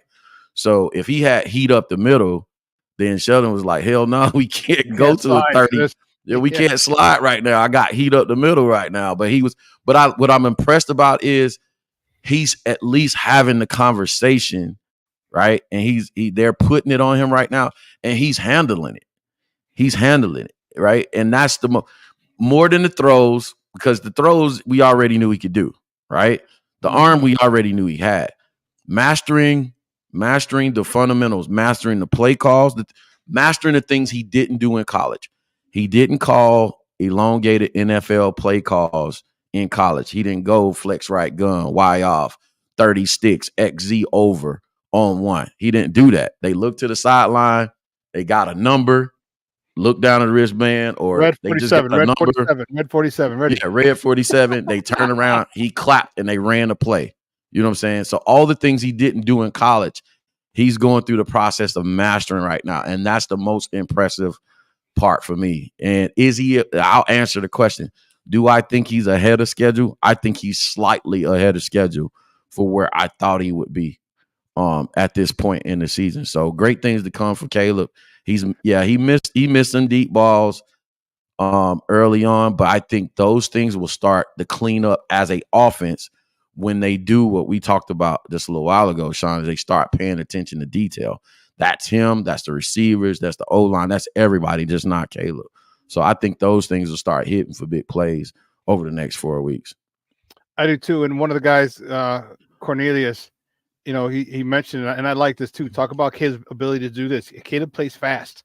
Oh yeah, right? He gets, and it's interesting how you saw him a couple of times. He's like, he'd be like, come on, give me the play, and then I think Shane Waldron, and I have to, I got to take my hat off to Shane Waldron. His ability, he was making me look like an ass early because I kept saying that the best acquisition this offseason was Shane Waldron. Mm-hmm. Regardless of who the quarterback was going to be, the best one was Shane Waldron. Yeah, and the play calling was horrible, and man, he had me a little annoyed. But the fact that now he's getting the play in nice and early for Caleb, because Caleb can't sit there and make all those checks and adjustments if you don't have time on the clock. Exactly. And so the good thing about Shane is he's got a plan. So as soon as the ball's out, boom, and you're an offensive guy, so you know how you got the field divided up. You have the down and distance, what zone of the field, and then you're going to go. You usually pick your plays. They're already segmented on your call sheet what plays you want. Well, he's getting those plays in quick, and now Caleb's able to get up and say. And now, to your point, his ability to identify defenses and say and make those changes is good. One, it's excellent for Caleb because for him to be able to do that is showing phenomenal growth. But two, and most importantly, they keep the defense in the defense they might not want to be in consecutive plays. Mm-hmm. You're stuck because if you substitute, defense can substitute. If you don't substitute, defense substitute at your own risk because you might have 12 men on the field. That's a free play. Yeah. Talk to me about Shane's development in his ability to get that play early. And Caleb, not just that. They're getting the calls in faster, but also wise enough, smart enough to go tempo in certain spaces, right? And go understand like, hey, I got the defense on their heels. You know what I'm saying? Our best. We got them in base. We got them in base defense, and we got them screwed. We got DJ and a linebacker. There you go. I caught them in base. I got better athletes on the field than they do, and then I'm attacking. So my best ally, especially in keeping those defensive linemen tired, is to go tempo right now. So you know what I'm saying? After 3 straight pass rushes, you don't have the legs. You know what I'm saying? So you want to help your O-line out, go tempo. You know what I'm saying? But also, like you said, take take your audience through play operation. Obviously, you get the play call in. He's using the wristband, but still, then you got to look down and he's going trips right, Z scatter, right, or Z fly, Y off, X, and then starts running as pass concepts. So you go formation, protection, pass concepts, all that other stuff, all the motions, all the shifts. That's long. That's a long play call, right? That's already 5 to 7 seconds. Get to the, you know what I'm saying, right. 10 seconds to get the number. 3 to 4 seconds to get the number in. 5 to 7 seconds. You get to the line of scrimmage, it's 13 seconds. I got to read the safeties. I got to read the front. I got to read the safeties back to the front. Safeties, cornerback depth, leverage. Then I'm looking at the front. Oh, by the way, I just didn't give you the play call. I also gave you a check with the play call. So, you know what I'm saying? I got the play call and I got a check. You don't like what you're saying? Oh, now I got to get through my cadence. Red 86, check. Then we go on this run call. Like, it's a lot, man. It is a lot for him to be.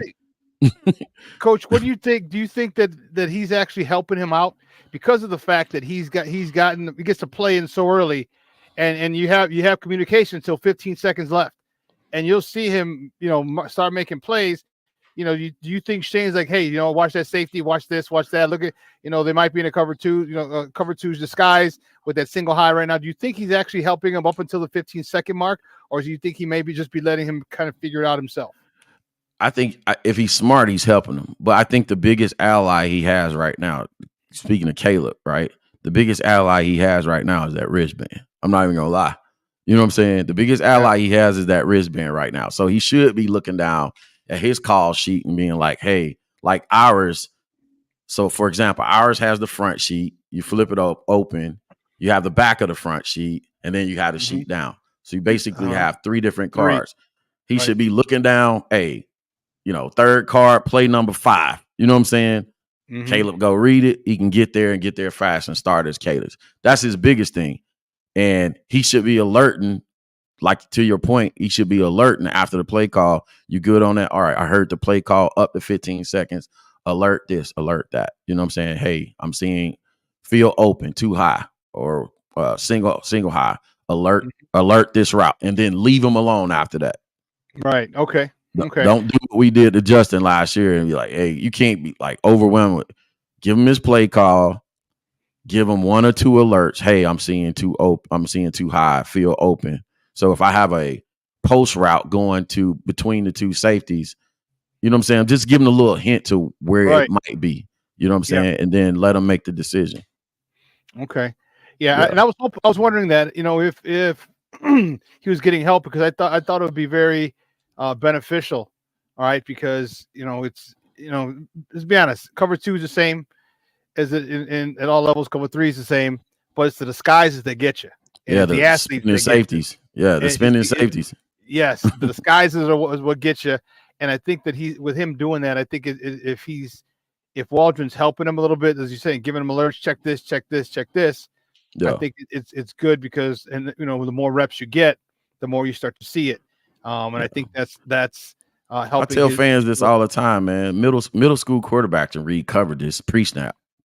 They can. Yeah. Single high safety, they're in man or cover 3, right? Or some odd number covers. Too high, they in some even number covers. 2, 4, 6, whatever. Them spinning, them rotating safeties is what gets you. What the disguises are. When we talk about reading coverages, that's really what it is. So how do you tell when the safety is going to rotate down in the box, or he's down, he's going to rotate he's going to rotate out of it? You check his relationship to the hashes, right? You know what I'm saying? Because he has a landmark to get to, and certain landmarks are going to be impossible to get to. You know what I'm saying? So if he's down in the box and he's really not down in the box, he's in the box, but he's outside the hashes, 9 times out of 10, he's finna rotate back. You know what I'm saying? But those details is, it takes experience. It takes reps. You know what I'm saying? And the longer we get in the season, you know what I'm saying, the better off he's going to be. The question is, over these next 4 games, do we win in the process of him developing, right? And I didn't have a problem with the 300-yard game he had in Indy, was it? Mm-hmm. Whatever game I didn't have a problem with the yardage, but I'm like, look, I'd rather you have 150 yards and we win. You know what I'm saying? I want to win. I want to win while you're developing. I don't want, you know what I'm saying? I don't want us to have another, I don't want a fantasy quarterback. I want a winning quarterback. And that's the one thing that you can't get to fans because there's so many fans. Because he threw for 300 yards, he threw for this, but the bottom line is, did you win? You know what I mean? And that's the most important thing. And Caleb gets it. You gotta remember, a question was asked. They asked, how long do you think you're gonna before you wow us? And he was like, I'm not here to wow you. I'm here to win games. And that's the most important thing. What are we talking about? Yeah, like you people worry about, well, Caleb's gonna be a 4,000-yard passer. I don't give a rat's ass if he's a 4,000-yard passer. If he passes for 3,600 yards and we go 12-5, I'm kind of happy. They trying to win their bets in fantasy leagues. And that's the one thing is like people don't get it. If you look at numbers, you think, well, yeah, numbers are nice, but numbers aren't the final thing, aren't the thing that you go off of. All right, look at the, I hate to change sports, but look at the 73-9 Golden State Warriors. They have the most wins, but they're still not considered the best team. Yeah. All right, look at Dan Marino. Dan Marino's, how many Super Bowls does he have? You know what I mean? Like, numbers aren't everything. It's about winning. Again, I'm gonna change sports on you. Hawk Harrelson, my former White Sox announcer, would always tell you about the guys who had all these home runs. Because don't tell me how many you got. Don't tell me how many you hit. Tell me when you hit them. Right. All right. That's the most important thing. Are you converting third downs? Are you getting, when the defense gives you a short field, are you converting those into turnovers? Yeah, that's only a 25-yard touchdown pass. All right, it's only 25 yards in your stats, but that's huge. It's in relation to the game, and that's what I'm liking. I'm seeing about him. They're getting very efficient. Let's go to the other side of the ball.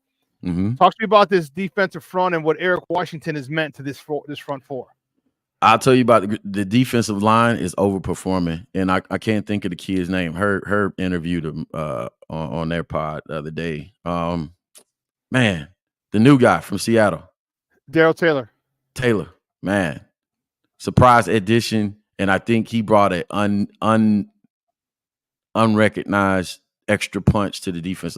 The defensive line is overperforming, right? So far this season, they're overperforming. And this is what I'll say about this next 4 games, right? Especially the Washington game. Because the Washington game, I believe, is going to be a big test of our defensive front because their game plan is so much built on running the ball, right? Stop the run, like you said, earn the right to rush the passer. Right now they're overperforming, and that's going to be the test of our success in this defense throughout the season. If they can continue to overperform up front and stop people's run game, then we should go on the run. We should be pretty good. If they can't stop the run, then it's going to be a problem. Now, Eric Washington's impact on that, if he has the defensive line, and because of him, he's putting extra emphasis on attention to detail, running to the ball, gap discipline, playing your run fits. You know what I'm saying? He's adding twists and stunts in there on pass rushing downs. He's adding slants to the strength and away from the strength, right? He's studying tendencies and giving Flustat extra level of eyes and detail on what to call. Then by all means, man, he's killing it. He's killing it. Honestly, they brought him in here to be a de facto D-line coach because he's not calling the defense. So right now, you can credit him with killing it right now because although we have some dudes, everybody was looking for another dude, a big name to line up opposite Sweat. But I'll take a step back and say this too. Most fans only look for sacks. I look for, one, how we're stopping the run, 2, how we're commanding the line of scrimmage in the run game. And those guys don't get pushed back a whole lot. They don't, I can't wait to get Pickens back too because his hallmark card was being a run stopper, not, he's not going to be a big sack guy, but he's a guy you can bring in there and put in there with Billings that sturdies up the middle a little bit more, that doesn't allow for a big run yardage on first. Like, we haven't seen ourselves just get bullied by anybody yet. No. And that's a great thing. And one score games that we've lost. And there are plenty of opportunities for us to win and snatch victory from the jaws of defeat. We just didn't do it. Yeah, I was my second best acquisition, in my opinion, was Eric Washington. This defensive line is crazy, and we haven't even heard Sweat's name called on a consistent basis. And that's because Gervon Dexter. Talk to me about that dude and your assessment of his development, and and wondering if, and everyone was wondering, is he going to take the next step? Nah, he's there. He's there. Like we've mentioned Gervon Dexter's name more than we've heard Montez Sweat. And that's not a bad thing. I'm telling you, that's not a bad thing, because the pressure is coming from the inside. We're getting this. I don't know where we rank in sacks, but the sacks and the pressures are coming from the inside. Sweat's numbers are going to come. You got to keep in mind, he's coming off a year where he led 2 teams in sack numbers. So he's going to get a lot of attention. He's going to get a lot of chips and all. You heard him in one mic'd up series and say, he's like, man, hey, take me 1-on-1, bro. Y'all need a chip. Y'all got to chip me, bro. Y'all got, so you're getting the double teams a lot. And that matters. But what is happening on the other 4 guys, it's crazy, because me and the head coach got into it at practice day yesterday, right? Because I'm like, hey, man, we can't go down the field with 5-man protection. And he's like, why? And I'm like, coach, because we don't have them dudes up front. He was like, well, it's 4 versus 5. We should be able to block 4 versus 5 and win. And I was like, listen to me. We don't have them dudes up front. So if I shift the protection to they star and I have to double one dude, now that just leaves me, you know what I'm saying? It leaves me manned up with the other 3 dudes. You don't think these other 3 dudes are going to win a matchup? No, I need an extra man. You know what I'm saying? And that's the essence of football right there. You want to run something down the field, it has to be blocked up. You know what I'm saying? Like, and that's what's happening with Sweat. Sweat is getting double teamed. So the other 3 dudes are manned up. So Gervon should be going crazy right now. And he is. 4 sacks in 5 games. I'm like, think about that. That's double-digit sacks. When you get a double-digit sack from your 3 tech, come on, man. That's crazy. That's crazy. Taylor's getting his 1-on-1s. Everybody should be eating. If so, fans look at it this way. If Sweat, because this is what fans will do. You know this. Fans will go, man, Sweat is having a down year. His numbers are down. He got that contract and he's not playing up to he got no sacks. Look, are the other dudes eating? It's probably because he's getting double. Yep. I just say it. Just take a look. Before we run with these narratives, man. It's just crazy, man. I'm like, take a look. You gotta know where to look, man. Yeah, you really do. Because if you don't know where to look, ultimate team sport. If you just look at the numbers don't tell the whole story, like you said, and people are going to complain about his numbers being down, but no one's going to say, hey, well, maybe it's why other guys' numbers are up. You don't look at it that way, because you talk this fantasy football world that we live in. It's all about numbers, and that's not football. Football is not about. It's about matchups. It's about understanding. It's about playing off of each other, and it's about, you said, being the ultimate team sport. Yes, sir. And what's going to happen is you're going to have to start double teaming Gervon Dexter. Yeah. He's getting a sack every game. He had a sack. He had 2 half sacks in this last game, giving him a whole sack. He had the fumble recovery. This dude he's around the ball. Yeah. Speaking of that, let's go. Yeah, I was going to say, man, let's dive into that, right? Because when you said that, I visual. Like, what does he play predominantly? 3 technique. Mm-hmm. So outside out of guard, who's coming? Who's going to double him? It's going to be the guard and tackle combo. So what's going to happen is that end is probably going to get a tight end. You know what I'm saying? The end to his side probably get. They say if a team comes in and says, hey, man, you know what? Maybe the league has underestimated this dude, but we're gonna double Dexter with a tackle with the guard. He's outside out of guard in 3 technique. So we're gonna double him with the tackle and the guard, and we'll leave Taylor, for example. They'll say, hey, Taylor is the guy we think we can handle in 1-on-1. Taylor gotta eat. Good luck. Taylor gotta win. Well, you saw when they did the Montez Sweat. Remember, he had that sack, strip, forced fumble. In the locker room, he's like, I felt disrespected. And the crazy part about that, Shawn, is the thing I can say this about as an offensive coordinator, O-line coach, is you all the time can't control the side that the tight end combo block is on. You're just calling the game, right? So say we would ideally like to, if we block the tight end, ideally opponents would like to do that with Taylor.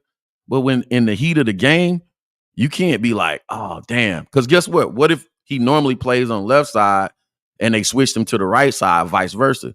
That's something you can't control. Right. So you're at the mercy of, you know what I'm saying, chance at that point. And that's when it gets cool. That's the chess match of football. It's like, damn, man, I just got it wrong that time. Yeah, it's why it's a chess match. You win some, you lose some, and you gotta go play the next play, man. Yeah. Talk to me about, before we let you go, talk to me about Coach Eberflus. What how good of a job do you think he's doing? And is his seat getting warm at all? I don't know, man. I'll be honest with you. The verdict is still not out. Because I got to go back to the Shane thing, with Shane needing permission to coach his guys hard and hold them accountable. As the head coach, how does that happen? Yeah. I'm talking about coach. We talking about the locker room. We talking about the meeting room. We talking about how football is coached and the culture of football, right? I know I'm just a high school coach. But listen, when I return back to the sidelines, Shawn, how long do you think it took me to start yelling and getting on people's ass? Probably about one series. First thing that was wrong. It took you hear my voice is half hoarse now. It took no time to be like snap back into that mode. Boom. Yeah. What the hell are you doing? We didn't teach it this way. So I'm trying to figure out, what did we do all training camp? Was Hard Knocks a distraction? Because how culturally was it not already emphasized? We're coaching guys hard. We're coaching to accountability. We're holding guys accountable to doing their job. I got to look at Eberflus for that, right? The other thing that I'm seeing, because you feel things, because when you've been in those environments, you feel things. I think there's been a little bit too much conversation. Like, players been a little bit more outspoken this year than they were last year too, right? It's been a little bit more in the media, you know what I'm saying? Like, right. Speaking out, like, man, like, oh, we had to have a team leadership meeting, blah, blah, blah. Usually that stuff is kind of kept in our house, you know what I'm saying? Like, boom, you know, DJ letting things slip here and there. You know what I'm saying? Like, come on, man. Like, you know what I'm saying? Like, what is going on? You know what I'm saying? Like, that stuff culturally, think about a Belichick team. Right. It's ironclad. It's buttoned up. Ain't nothing leaking out. We ain't giving away nothing. You know, on to Cincinnati. You know what I'm saying? Media ask a question. They ask a detailed question. You give them a 50,000-foot answer. We just didn't block well. You know what I'm saying? We got to run better. You know what I'm saying? Stuff like that, man. So there you go. Yeah, I'm liking Eberflus, but the point that Shane had to coach him harder, that's on Eberflus. Yeah. Because if you're, especially if you're with the offensive guys to help Caleb, all right, with your defensive perspective, you should see how he's being coached. And you should also say, hey, listen, I need you tougher. I need you more. I need more foot and ass on these guys when they mess up a route. Yeah. It's not all rosy. It's not all, okay, great. It can't all be positive. You're going to have to come down and you're going to have to get in somebody's face and let them know about themselves in a very not so nice way, because football is the alpha sport of alpha sports. And they're all big boys and they can take it. And you know what? The great ones want the coach to be unfiltered, because now there's no confusion. When you tell me exactly what the hell I did and you came on me and then my teammates get on me, I understand. All right, there's no confusion whatsoever.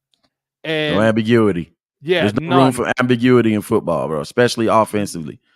I tell my players all the time on offense, I said, man, listen, offensive football is so difficult to get a first down in football. You have to have 11 dudes doing their job at the same time.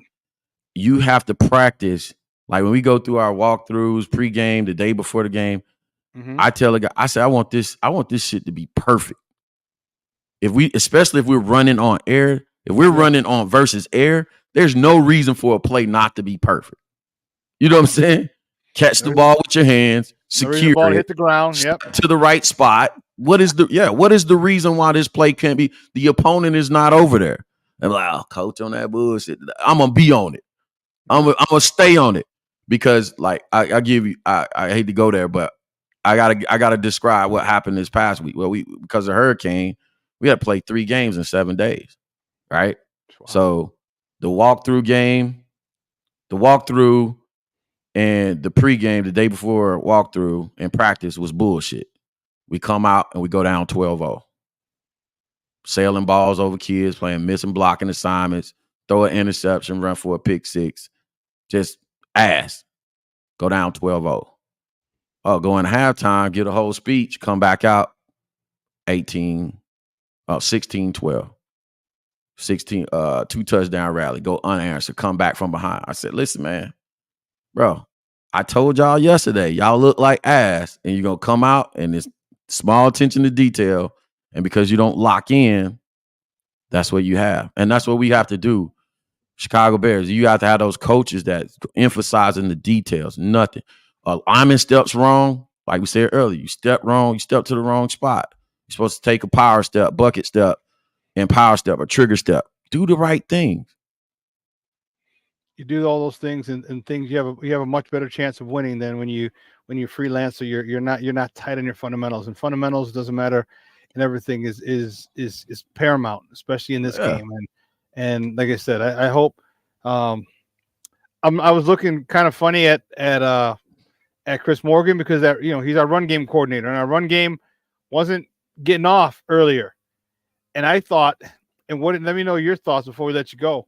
Do you think there could be a situation, a little disconnect between Chris Morgan and Shane Waldron? Because Shane Waldron did not select Chris Morgan. Chris Morgan was here.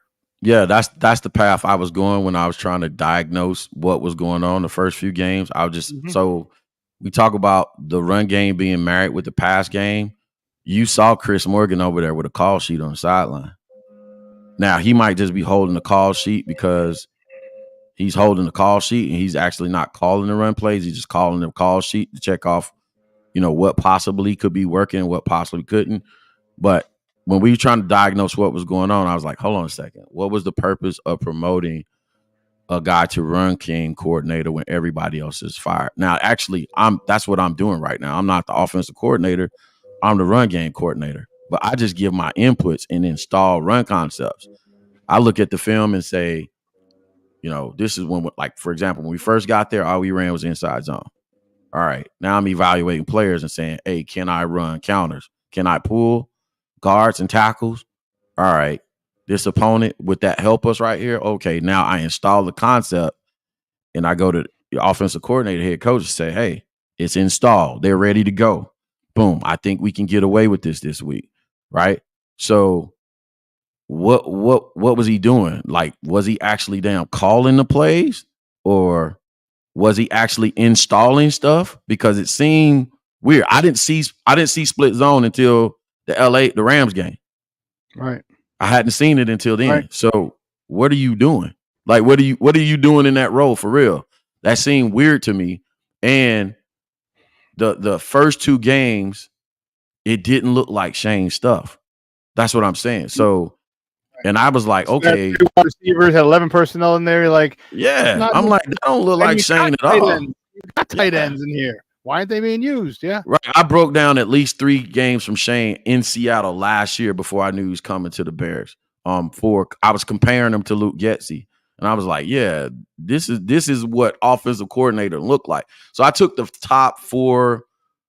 I took 4 of the top coordinators from last year, and I was trying to compare for fans for my channel and say, this is what a top 4 scripts look like compared to what Luke Getsy is giving us, right? So I knew just off initial look and feel, I'm like, this is not his stuff. This has to be Simo stuff. But Simo, what the hell are you doing? Like, what are you?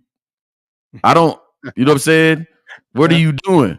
So if I had to guess, because we went back and we got the split zone stuff going, he might have took a low key demotion during this time.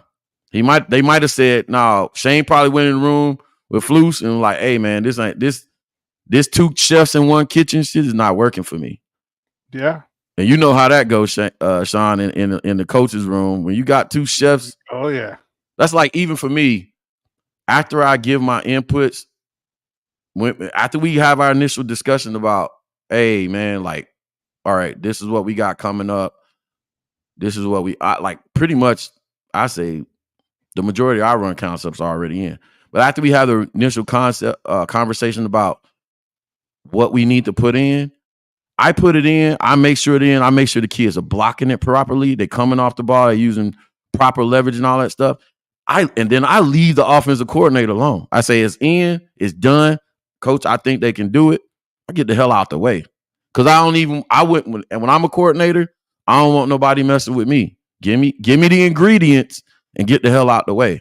So I think that's probably what they probably had a conversation. And Shane was like, look, bro, I can't do this shit. You go sit over there. Give me the ingredients. Let me cook. Because, you know what I'm saying? Just let me know when they're ready. Just let me know when they're ready and it's installed, and then I'll take it from there. Yeah, I'll take it from there. I'll decide when we call it, what we call it, you know, because Simo, I'm like, hey, I want to be cool. I want to run speed option now. Yeah, on 4th down. What the hell is that? Hey, Simo, give me a call. Yeah, speed option. What? You're the run game coordinator. Was it not a run? And 4 your starting offensive linemen are on the ground. What the fuck was that? People, was it a run? Yes. Who was the run game coordinator? Simo. Who's responsible for that? I'm just saying. Yeah. And dude, I just deleted it because I had that picture still on that 4th down in Indy, and all 4 of the 5 offensive linemen are on the ground, and Matt Pryor's chasing his dude. That's nuts. So, hey, Coach T, great stuff, man. I really appreciate it. Thanks for your time. But do me a favor before you go, let everybody know where they can find you and your work online. Y'all know what it is, man. I'm not as active, man, because we mid-season. We got 6 more weeks to go. But I'm on Bears Twitter, Bears 360 _ Coach T. I don't remember no more. Yeah. And we're also on YouTube, man. Catch me when you catch me, man. This is Chicago Bears 360 with Coach T, man. We having as much fun as we can have with it right now. Yeah, and I believe me, I know. Get active after the season, man. Yeah, I know. It's I had a opportunity. A buddy of mine must be one of my old coaches from college. Is like, hey, do you want to know if one of the local colleges here was looking for coaches? He's like, you might be interested. I'm like, yeah, let me think about it. I'm like, it's a lot of work. It's the middle of the season. I'm like, I'm doing Bear stuff. I'm like, I don't know if I'd be good for it. Right now, if I did that, it'd have to be like from spring ball to at least training camp in the summer. You know what I mean? That's the work. That's the latest I could join in. But I'd much rather be there in spring ball and training camp. To jump in the middle of the season. Yeah, I don't know personnel. I don't know personalities. I don't know nothing. So yeah, man. Yeah, no, I'm having so much fun, man. Being back, the light is back on, man. It's so much fun. So much fun watching film and preparing. You know what I'm saying? Coming up with game plans, man. So I'm back, man. I'm never going back. I'm never going back. Y'all will lose me on Bears media before I go back to not coaching, bro. That I don't know how I survive without it. Yeah, it's great. I know I miss coaching a lot. I miss my kids and the young men that I coached. And one of the guys about a month and a half ago, it was his birthday, and I just put him on on text on Facebook like, hey, happy birthday, and he sent me a direct message back. He was like, hey, coach, he goes, you're the best coach I ever had on and off the field. That's why you do it, man. I almost cried. That's how you do it. I got teared up, and I was like, man, that's what it's about, man. These are black and brown kids, who man, you influence, and that's, it's not about football. It's about being young men and, young men of color. And I'm glad to see so many of them doing well. And I love it. I miss it like crazy.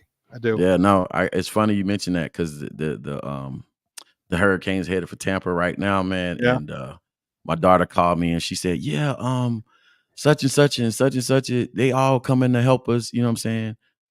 Is that where she's at right around Tampa? Yeah. So she was saying like a lot of my former players, they're all no way helping each other out, and they're going to get to safety together. So They're going to be, you know what I'm saying? Awesome. She said, I had a bunch of them call me and check on me, Dad. So we're good. We're all going to USF and blah, blah, blah. So that's, you know what I'm saying? Like, yeah, man, Dude, it pays awesome. off. Yeah. Man, that's awesome. All right, man. I'll let you go, but we will be in touch soon and bear down, For baby. sure, man. We got to get this dub on Sunday morning. For sure. We got to get up nice and early, too. Yeah. Somebody need to text me Saturday and say, don't forget. And don't go out drinking. That's what I got. Like, man, no drinking Saturday night. Like, okay. Yeah. That's an early wake up, man. It's early for you. It's earlier for us. It's 8:30. Oh, yeah. That's right. I got some bars open up at 7. I was like, okay. Yeah, bars open at 7 is crazy. Yep, it is. All right, man. All right, man. We'll talk later. Thanks. All right. Peace. All right. Guys, that's Coach T from Chicago Bears 360 talking Bears with us. Great stuff. Hope you enjoyed that. It was awesome. An awesome interview with him. Love having him on talking football. Well, man, just so you know, 2 hours is coming on. I want to thank Coach T for his time here, joining me today, talking Bears football.